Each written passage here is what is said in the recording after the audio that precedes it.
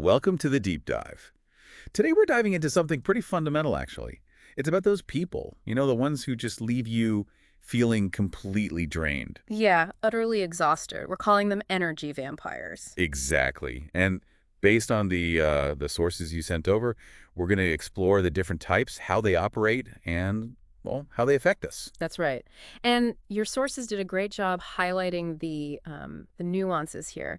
It's less about labels or diagnoses Right. and more about recognizing these consistent patterns of behavior, patterns that can really sap our mental and emotional energy. Okay, so let's break this down. The sources gave us quite a list to work with. Mm-hmm. We've got the passive-aggressive types, the ones with the subtle Oh, digs. yes. Then the compulsive perfectionists, always pointing out flaws. Uh-huh. And control freaks. Gotta have everything their way. Drama queens. Always an epic story there. Bullies, too. Mm-hmm. And people stuck in that victim mentality. And we can't forget narcissists, the constant whiners. The walking disasters. The ones who seem innocently chaotic. Yeah, them. And of course, the know-it-alls, always ready with advice you didn't ask for. That's quite the lineup. It is. Huh. And what's interesting is how the sources also bring in DISC theory. Ah, yes. Red, green, yellow, blue. Exactly. Dominance, steadiness, influence, conscientiousness. It gives us another way to look at why certain behaviors drain us, or even maybe how our own style might play into it sometimes. Good point. This isn't about pointing fingers, is it? It's about understanding the dynamics. Precisely. The goal is clarity. We want to give you those aha moments, help you see these patterns clearly, but without making it overwhelming. Okay, so with this whole rogues gallery of energy drainers, where do we start? Well, based on the material, maybe starting with the ones who fly a bit under the radar makes sense, the passive-aggressive types. Like, yeah, the sources define that as expressing negativity indirectly, right? Yeah. Avoiding responsibility. That's the core of it, not being direct, letting it seep out sideways. And one source had that story, remember? The colleague who just wouldn't do the tasks. Yes. And when things went wrong, which they did, It was never their fault. Always someone else or some external thing. it just creates this constant low-level frustration, exhausting for everyone around them. So what's driving that, according to the sources?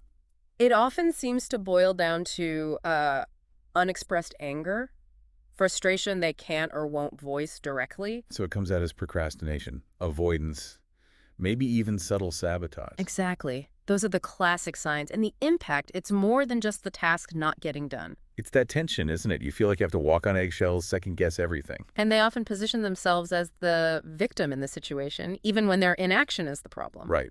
The source used that analogy, the car heading for the ditch. Oh, yeah, that was stark. The driver just refusing to steer. It really shows that self-defeating aspect. And it drags everyone else down, too, like that coaching example, the woman blaming unreasonable demands instead of her own passivity. Total denial of accountability. But here's the really sneaky part the sources highlighted.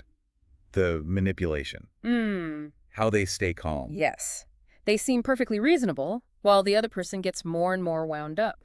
And sometimes the other person ends up apologizing. It's bizarre. Strange kind of power dynamic. It really is. And the sources suggest these individuals often genuinely feel put upon, like the world is against them. Which means trying to reason with them logically. Can it actually backfire? Yeah. It just feeds their sense of victimhood. Like, see, you don't understand how hard it is for me. And in an office, this stuff kills productivity. Absolutely. Missed deadlines, errors, it adds up. The sources even link it to financial issues for the company. A quiet but constant drain. Thinking about DISC again, the sources link this to the green profile's resistance to change. Taken too far. Yeah, that tendency towards stability and avoiding conflict when it becomes extreme can look a lot like passive aggression, an immovable object of inaction. So, okay, what do you actually do if you're dealing with this? The advice seems to focus on clarity and boundaries. Be crystal clear about expectations. And don't react to the sighs or the eye rolls. Try not to. Don't get pulled into their emotional undertow. Offering genuine praise when they do act positively can help too, even for small things. Okay, but definitely don't try to be passive-aggressive back. No, the sources are clear on that. It just gives them more room to maneuver, more excuses for inaction. Open aggression isn't the answer either. What about consequences? The sources mentioned maybe tasks involving more work could be a deterrent, but carefully. Right, you have to be careful not to reinforce that victim narrative. It's tricky. But acknowledging their contributions when they happen seems key. Definitely. Because they often feel unseen or unappreciated, that recognition might lessen the need for the negative stuff. Okay, let's shift gears. What about the compulsive perfectionists? The energy drain there feels different. It does. It's that intense need to be right, isn't it? Quick to spot flaws in others, very reluctant to admit their own I mistakes. bet a lot of people listening are nodding right now. Probably. And the sources have that helpful checklist, remember? Things like, Feeling the need to point out every single flaw. yes, hating to admit they're wrong, getting bogged down trying to make tasks perfect so they struggle to finish. And the micromanaging. That's a big one. Definitely. It stems from that lack of trust, that feeling that only they can do it properly, which means exactly their way. The sources talked about their black and white thinking. If you're not good, you're bad. That can't be a little pregnant analogy. It really captures that lack of gray area, no room for good enough. And that need for rigid order. The example of the super detailed morning routine. Everything just so. It has to follow the script. How did the sources connect this to anxiety? It's not OCD, they clarified, but Right, it's more like a compulsive behavior used to manage underlying anxiety. A strong tendency, not necessarily a clinical diagnosis in this context. like Daniel in the source material. Obsessively tidying, sending those incredibly detailed emails about minor stuff. Exactly. It shows the wasted energy, the friction it causes with colleagues who just want to get on with things. And it's not just about neatness, is it? Yeah. They often want to be the best, maybe championing causes with that same intensity. That need to be right can expand outwards, definitely. A very focused, unwavering approach. So dealing with them, the sources suggest focusing on the positives. Yeah, because despite the irritation, they often are detail-oriented, often hardworking. Acknowledging that can help. And because they rarely give praise themselves. You need to ask for feedback specifically on the outcomes. Did we achieve what we agreed on? Shift the focus from the tiny process details. Like that contrast between Anna, the messy but effective salesperson. And Daniel, wishing she'd just follow the rules perfectly, even if her sales drop. It really shows that process over results mindset. Which kind of leads us nicely into control freaks. Ah, yes. The sources were pretty direct here. They can make people feel worthless, really hit self-esteem. Especially at work. That all roads lead to Rome idea. Right. They dismiss other valid ways of doing things just because it's not their way. So the key is negotiating the what, but leaving the how. If the person is competent, yes. Agree on the goal, the outcome. Then let them figure out the path. Trust is key. And if they start interfering, Gently remind them of the agreement. We agreed the goal was X, right? but probably best not to actually call them a control freak to their face. Probably not going to Got end it, well. got it. Avoids needless friction. Okay, now for someone maybe more flamboyant, the drama queen energy vampire. Yes. Often very outgoing, love the spotlight, lots of positive energy on the surface. But underneath. Potential contradictions. The sources listed things like unpredictable stress reactions. Believing positivity solves everything. Losing focus on details. Exaggeration. Oh, classic signs. And the sources warned about high scores on that checklist. Details aren't their thing. It's more about feeling. Magic. Like Ronnie in the conference room. Tearing off the jacket, big pronouncements, no actual plan. Perfect example. Grand gestures, vague promises, dodging specifics with wordplay. And asking others about negativity while avoiding concrete instructions themselves. It's a deflection tactic, maybe, and the sources talked about the hangover effect. The disappointment after the big hype fades and nothing happens. Exactly. All those cliches wear thin, and they can really clash with the detail-focused blue types. But they can make people feel good short term. That charisma can be powerful. It's why they sometimes get valued even without solid leadership skills. So dealing with them, don't argue facts. Probably pointless. They might just refuse to see them, and they often don't think they have a problem, so suggesting help is tricky. The sources also mentioned they might inflate others' egos to get what they want, like students sucking up to a teacher. An interesting angle, suggesting an underlying motive for all that enthusiasm. Let's move to a more serious category now. The bully energy vampire. Yeah, this one's concerning. The sources mention psychopathic traits, maybe not full diagnosis, but still a significant threat. That Ferrari-Toyota analogy was powerful, appealing initially. Exciting, dominant, but ultimately exploitative. The reliable Toyota is a better bet long term. And it's scary how they can manipulate hiring, get good initial reviews. By sucking up to superiors while Mistreating subordinates. Classic power abuse. like Kenny, the vicious bulldozer, trampling over people, avoiding details, using fear. His behavior in that meeting. Yeah. Blaming and yelling when things went south. Needs a very clear, very toxic picture. And the impact. Fear, insecurity. Passivity, burnout. Especially tough on the relationship-focused yellows and greens. So the advice is, cut off the energy flow. Don't engage. They thrive on conflict and fear. Starve them of it. But the sources also said, if you have to tolerate one, Be very clear why. Money, Right. power. And be aware that toxicity can numb you over time. asking for time if you feel manipulated is a good tactic. Buys you space to think. And that self-leadership idea. Accepting orders without showing frustration. Denies them the reaction they want. Potentially. But the sources also warn about telling others. Because the bully might have already poisoned the well. Exactly. Position themselves favorably. Ultimately, stand firm on your ethics. Don't falsify data, even if it costs you your job. Okay, shifting again. Victim mentality. The martyrs. The blamers. Low empathy, avoid responsibility, always pointing fingers. Always the injured party, even if their actions caused the issue. That anecdote about skipping the math test. Even a flawed action felt better than passive dread.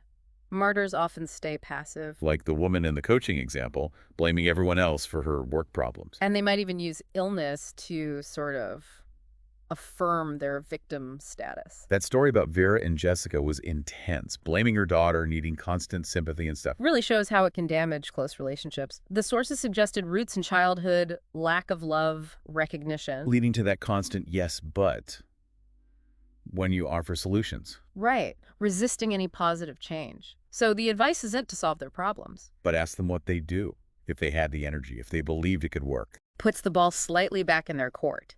And setting boundaries is crucial, especially with family or friends.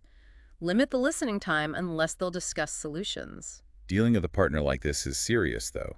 Don't enable them. It's a tough balance. Support versus reinforcing the pattern. Next up. Narcissists. Inflated self-image, self-centered, need constant admiration. Feel entitled to the best, earned or not. The checklist was revealing. Exaggerating, arrogant, name-dropping, exploiting, rule-breaking. Interpreting criticism as envy. Wow. And interactions leave you feeling used, right? Always asking favors, rarely giving back genuinely. A very one-sided street. So how to deal? The sources say maybe ignore harmless boasts. But don't accept manipulation or harm. Look for patterns. Take notes even. Yeah, track things, like the social plans example, to counter their reality bending. Because favors, it's all about them receiving. Okay, maybe a more common one now. The whiner. Always something to complain about. Constantly finding fault. They're just pessimistic. Stuck in negativity.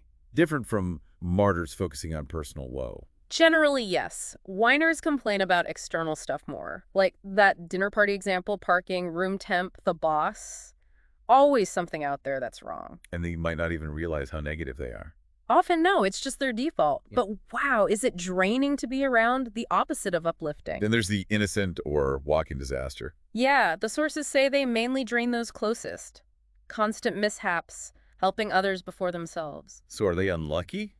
Or is it naivety, creating their own chaos? That's the question, isn't it? The sources suggest they can be easy targets for exploiters. Need to tell genuine bad luck from a pattern caused by, well, being a bit too trusting or unaware. And finally, the know-it-all. Always got advice you didn't ask for. Always pointing out your mistakes. Motives vary, right?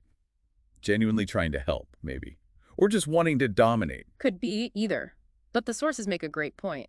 Often, our reaction is the biggest drain. Unless it's your boss, maybe. So you can push back. Ask why they're giving advice. Or say, you'll ask if your way fails. Mirroring them is suggested as a blunt option. Huh. Give them unsolicited advice. Could work, but mostly it's about setting boundaries and sticking to them. You don't have to take it all on board. Okay, deep breath. Because now the sources turn the spotlight inward. Yes. The most complicated energy vampire, ourselves. Oof. A bit uncomfortable, maybe. Can be, but the argument is compelling. We drain our own energy through unexamined habits, lack of self-awareness. Like losing your keys when you're rushing. That example hits home. Totally relatable. And it shows how simple changes, like routines, prevent that self-inflicted stress. And who bears the brunt? Our loved ones, often. Exactly. They get the frustration from problems we created, the solution proposed, understanding how our behavior affects others. Self-awareness, it's the foundation. Of social skills, communication, everything, really. That story about stealing the friend's anecdote years ago, wow, shows how lack of awareness can have lasting impact. A powerful reminder. Then the sources bring in DUMB goals Dream-driven, uplifting, method-friendly, behavior-driven. as a way to keep energy up by focusing on things that actually matter to us, gives purpose. And habits, Yeah. good and bad. Identifying triggers, routines, rewards. And consciously swapping the bad ones for better ones, actively reshaping those automatic responses. What about procrastination? That feeling. Ugh, the pain of putting things off. But then the relief when you finally do it. So make procrastination more uncomfortable, commit publicly, work with others. Those are the suggestions. Break tasks down too, keep momentum. Because being unhappy with yourself, that just wastes energy. While achieving goals actually feeds energy. Creates that positive loop. And time management isn't just scheduling. It's aligning actions with goals at the right time, not just being busy. Doing the right thing means doing what moves you towards your goal when you intend to. Avoids wasting energy on unimportant stuff. The sources also took aim at news consumption, Yeah, the negativity bias, sensationalism, it drains energy, increases anxiety. suggesting a 30-day news detox. Interesting experiment. See how it affects your focus, your mood?